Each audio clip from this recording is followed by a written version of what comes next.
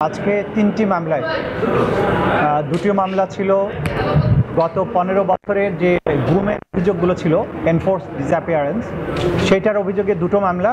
আরেকটি মামলা ছিল জুলাই মাসের গণ অভ্যুত্থান বা বিপ্লব চলাকালীন সময়ে রামপুরা এলাকায় গুলি করে যে তিনটি মামলায় 8ই অক্টোবর ফরমাল চার্জ দাখিল হয়ে বিরুদ্ধে গ্রেপ্তারি পরোয়ানা জারি হয়েছিল এবং তার প্রেক্ষিতে আজকে এই তিনটি মামলার মোট 15 জন আসামিকে আইন শৃঙ্খলা রক্ষা গ্রেপ্তার করে আদালতে উপস্থাপন করেছিল।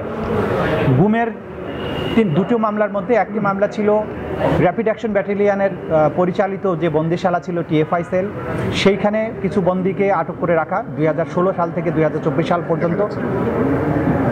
টোটাল এই সময় কতজন 14 জন বন্দীকে সেখানে গুম করে রাখার অভিযোগে যে মামলাটি ছিল সেখানে 10 জন আসামিকে হাজির করা হয়েছিল। তাদেরকে গ্রেপ্তার দেখিয়ে কারাগারে প্রেরণের নির্দেশ দেওয়া হয়েছে। দ্বিতীয় যে মামলাটি ছিল সেটি হচ্ছে জেআইসি অর্থাৎ জয়েন্ট ইন্টারোগেশন সেল পরিচালিত বন্দিশালায় বেশ কয়েকজন ভিকটিমকে 2016 থেকে 2024 সালের আগস্ট পর্যন্ত 5ই আগস্ট পর্যন্ত যাদেরকে বন্দি করে রাখা হয়েছিল 24 জন। সেই অভিযোগে যে সমস্ত আসামির বিরুদ্ধে মামলা হয়েছিল তাদের মধ্যে 3 জনকে আজকে হাজির করা হয়েছিল, বাকি 10 জন পলাতক আছেন। আদালত তাদেরকেও গ্রেপ্তার দেখিয়ে কারাগারে প্রেরণ করতে বলেছেন এবং আগামী 20 নভেম্বর ওই মামলারও পরবর্তী তারিখ নির্ধারণ করেছেন এবং একইভাবে পলাতক আসামিদের বিরুদ্ধে পত্রিকায় বিজ্ঞপ্তি প্রকাশের নির্দেশ দিয়েছেন 7 দিনের সময় দিয়ে। তৃতীয় মামলাটি ছিল রামপুরায় 18 এবং 19 জুলাই 2024 সালে গুলি করে, বিশেষ করে ওইখানে কিছু বিজিবি সদস্য যারা গুলি করে আন্দোলনকারীদের হত্যা করেছিলেন, 28 জনকে হত্যার অভিযোগে ওই অভিযোগটি করা হয়েছিল। সেই মামলাটিতেও আসামিদেরকে কারাগারে প্রেরণের নির্দেশ দেওয়া হয়েছে এবং পরবর্তী তারিখ নির্ধারণ করা হয়েছে 5ই নভেম্বর। এবং সেই মামলাতেও যারা পলাতক আছেন 2 জন পলাতক আছেন 4 জন আসামির মধ্যে, সেই 2 জনের বিরুদ্ধে পত্রিকায় বিজ্ঞপ্তি প্রকাশের জন্য নির্দেশ দেওয়া হয়েছে। আগামী 5ই নভেম্বর পরবর্তী তারিখ নির্ধারণ করা হয়েছে।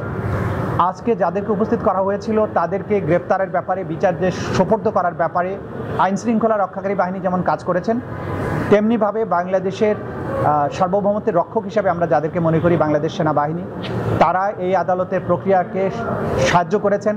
তারা ঘোষণা দিয়েছিলেন যে ল অফ দি ল্যান্ডের প্রতি তারা শ্রদ্ধাশীল থাকবেন, বিচার প্রক্রিয়ার প্রতি তাদের সমস্ত সমর্থন থাকবে। তারা সেই সমর্থন আমাদেরকে দিয়েছেন, আইন শৃঙ্খলা রক্ষাকারী বাহিনীকে দিয়েছেন। এই আসামিদেরকে গ্রেপ্তার করে আদালতে হাজির করার ব্যাপারে তারা সম্পূর্ণ সহযোগিতা করেছেন। এটা আইন শৃঙ্খলা রক্ষাকারী বাহিনীর মাধ্যমে আমরা জানতে পেরেছি। সুতরাং দেশপ্রেমিক সেনাবাহিনীর ব্যাপারে যে সমস্ত অপপ্রচার যারা করেন তাদেরকে আমরা বলবো অপপ্রচার করবেন না। ল অফ দি ল্যান্ড এবং বিচার প্রক্রিয়া একটা রাষ্ট্রের সভ্যতার মাপকাঠি নির্ধারণ করে। একটা রাষ্ট্র কতটা ফাংশনাল আছে সেটা নির্ধারিত হয় সেই রাষ্ট্রের জুডিশিয়ারি কতটা স্মুথলি ফাংশন করে। সুতরাং রাষ্ট্রের বাহিনীগুলো আমাদের এই বিচার প্রক্রিয়াকে সমর্থন করা, তাকে স্মুথলি পরিচালনার ব্যাপারে যেটা করেছেন, এটা প্রসিকিউশনের পক্ষ থেকে আমরা সবাইকে যারা এই প্রক্রিয়াকে সাহায্য করছেন তাদের সবার প্রতি আমাদের কৃতজ্ঞতা জানাচ্ছি। তারা যেমন জুলাই আগস্টে নিরস্ত্র ছাত্র জনতার উপরে যে পরিচালিত হত্যাযজ্ঞের সময় তারা যেমন দাঁড়িয়েছিলেন বা মাঝখানে ভূমিকা পালন করেছিলেন, বিচার প্রক্রিয়ার ক্ষেত্রেও তারা তাদের সহযোগিতা করছেন। দেশে দেশে সবার সাথে দ্য নিউজ।